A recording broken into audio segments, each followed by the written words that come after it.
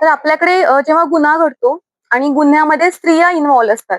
म्हणजे एकतर ज्या व्यक्तींसोबत गुन्हा घडलाय त्या स्त्रिया असतील किंवा गुन्हा करणारी व्यक्ती स्त्री असेल. तर या सगळ्या गुन्ह्याकडे फारच वेगळ्या नजरेने, किळसवाण्या नजरेने आपल्याकडे पाहिलं जातं. म्हणजे जर हे सगळ्यामध्ये पुरुष असतील, गुन्हा करणारा प्लस ज्याच्यासोबत गुन्हा घडलाय ते पुरुष असतील, तर सगळ्या घटनेकडे खूप लॉजिकल पाहिलं जातं. गुन्हा कसा घडला, कशा योजना आखल्या गेल्या, कोण कोण व्यक्ती सामील होते, शिक्षा काय होईल वगैरे वगैरे. आणि फार त्याच्यावर चघळला जात नाही तो विषय. असं एक गुन्हा म्हणूनच त्याच्याकडे प्रॉपर एक गुन्हा म्हणून पाहिलं जातं. त्याच मध्ये आता जेव्हा गुन्हा करणारी व्यक्ती स्त्री असेल किंवा ज्या व्यक्तींसोबत काही गोष्टी घडल्या आहेत, लैंगिक शोषण, त्या स्त्रिया असतात, तेव्हा मात्र आपला समाज स्त्रीला वेगवेगळ्या पद्धतीने टार्गेट करतो आणि गुन्ह्याला एक वेगळीच दिशा देऊन वेगळ्या पद्धतीनं, किळसवाण्या पद्धतीनं चघळलं जातं.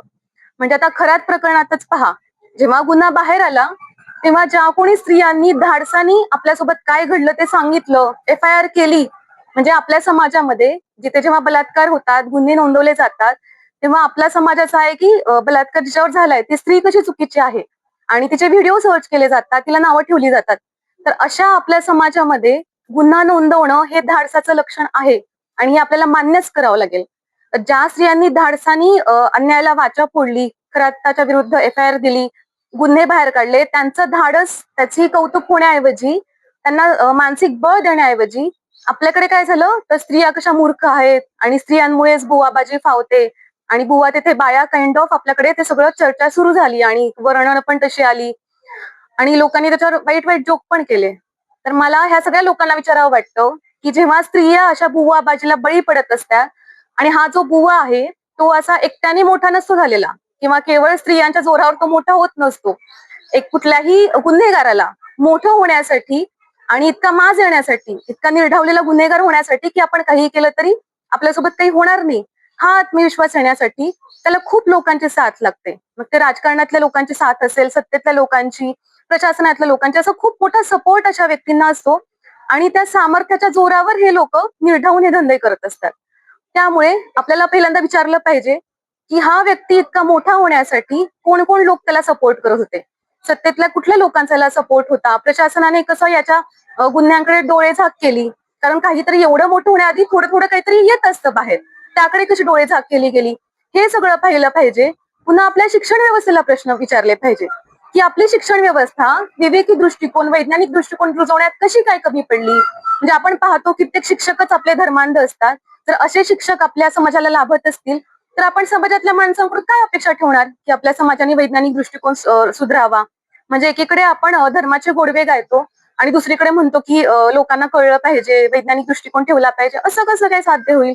तुम्हाला ते रुजवण्यासाठी काहीतरी व्यवस्था निर्माण केली पाहिजे, तसं शिक्षण दिलं पाहिजे, तसा समाज घडवला पाहिजे. त्यामुळे एकतर ज्या लोकांनी सपोर्ट केला त्यांना प्रश्न विचारले गेले पाहिजे, शिक्षण व्यवस्थेला प्रश्न विचारले गेले पाहिजेत, कुटुंब व्यवस्थेला विचारले गेले पाहिजे. कारण जेव्हा कुटुंबामध्ये एखाद्या स्त्रीवर अन्याय होतो, त्या स्त्रीला हतबल वाटतं, ती स्त्री एकटी पडते आणि त्या स्त्रीला कुणावरही विश्वास वाटेनासा होतो, तेव्हा ती व्यक्ती, ती स्त्री अशा बुवाच्या नादी लागते. आणि हे आपण व्यवस्थित कुटुंबाचा अभ्यास करून प्रूव्ह करू शकतो, की कुटुंबात कशी ती व्यक्ती दडपलेली असते, तिच्यावर अन्याय झाला म्हणून ती बुवाकडे जाते, हे आपण व्यवस्थित शोधू शकतो. कुटुंब व्यवस्थेला प्रश्न विचारले गेले पाहिजेत, की तुम्ही स्त्रियांना का दडपलं, स्त्रियांवर इतक्या वेगवेगळ्या प्रकारचे अन्याय का केले.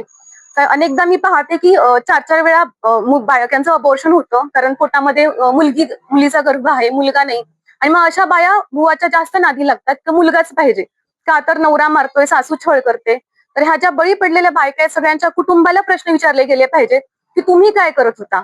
आणि अनेकदा असंही असतं की लहानपणीपासून बायकांना इतकं दडपलं गेलेलं असतं, म्हणजे अनेकदा लहान मुलींवर अत्याचार होतात, त्या जेव्हा घरी सांगतात तेव्हा शिकवलं जातं की असं बोलायचं नाही, कुणाला सांगायचं नाही, आपली घराण्याची इज्जत.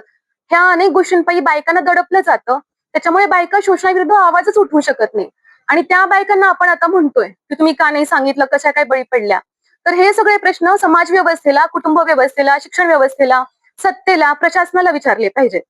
आणखीन एक गोष्ट, आता जेव्हा तपास सुरू झाला आणि प्रशासन जागं झालं की नाही नाही आम्ही काहीतरी केलं पाहिजे, तेव्हा आपले मुख्यमंत्री साहेब वाचून दाखवत आहेत की स्त्रियांच्या शरीरासोबत काय काय गोष्टी झाल्या. तर तुम्हाला जर संवेदना दाखवायची असेल, तुम्हाला काळजी दाखवायची असेल, तर बाकी अनेक गोष्टी आहेत. म्हणजे तुम्ही त्या गुन्हेगाराबद्दल डिटेल वाचू शकता. तो गुन्हेगार कसा मोठा होत गेला, त्याला कोणी कोणी सपोर्ट केला, त्याचे गुन्हे कसे पसरत गेले, ह्या सगळ्याबद्दल डिटेल बोला ना. आपल्याला बोलायला भरपूर मटेरियल आहे, पण आपण फोकस काय करायचं, म्हणजे गुन्हेगाराला फोकस करायचं का पुन्हा एकदा स्त्रियांनाच फोकस करायचं, हे आपला निर्णय आहे. आणि हे जे सगळं चालू आहे सोशल मीडियावर, ते पण स्त्रियांना वेगवेगळ्या प्रकारे टार्गेट केलं जातंय, ती वर्णनं चव्हीनं चघळली जात आहेत. तर कृपया हे आपल्याला थोडी तरी अक्कल पाहिजे की गुन्हेगाराला टार्गेट करा, त्याला सपोर्ट करणाऱ्या वेगवेगळ्या सत्तेतील लोकांना टार्गेट करा, त्याचं कुटुंबांना टार्गेट करा की तुमच्या घरातल्या बायका कशा काय बळी पडल्या. तर आपण योग्य गोष्टी टार्गेट केल्या पाहिजेत, योग्य प्रश्न विचारले पाहिजेत, आणि तर कुठेतरी काहीतरी बदलायला सुरुवात होईल.